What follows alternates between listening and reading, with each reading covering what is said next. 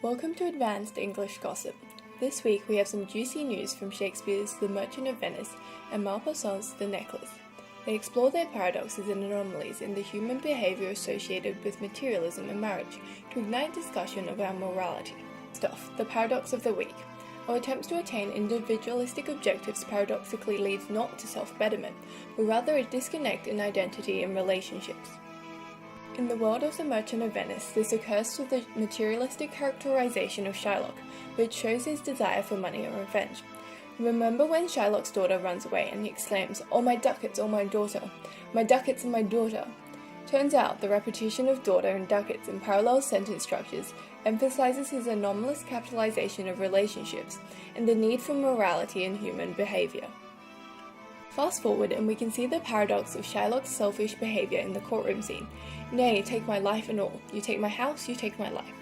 It's pretty obvious that the anaphora that equates his capital with his life demonstrates his insatiable desire for money and how it has resulted in his paradoxical loss of wealth.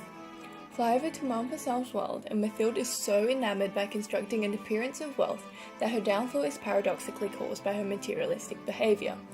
Maupassant uses the diamond necklace to symbolise Mathilde's repeated attempts at creating a wealthy facade. In Why My Necklace Was Paste, it turns out the necklace was all a sham, representing the loss of her wealth, a paradoxical consequence of her materialistic behaviour.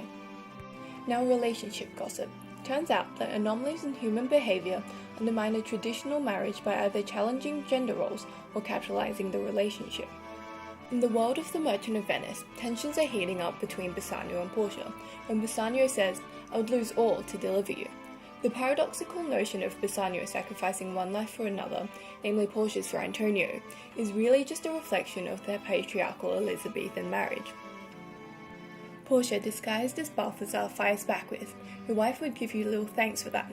The dramatic irony dripping from that response explores the anomaly between Portia's recurring rejection of gender roles and Bassanio's blatant disregard for Portia's autonomy. Don't fear though, Shakespeare advocates for the transcending of gender stereotypes, showing that anomalies in conventional marriage are needed to empower women. The necklace presents a new spin on authentic love with the anomaly of the materialistic marital dynamic manifested in Mathilde and her husband. The juxtaposition between Mathilde's thought and dialogue in "She was wondering what sum she could ask without drawing on herself an immediate refusal," and "I could manage it with 400 francs," exemplifies the anomaly of her exploiting marriage for money.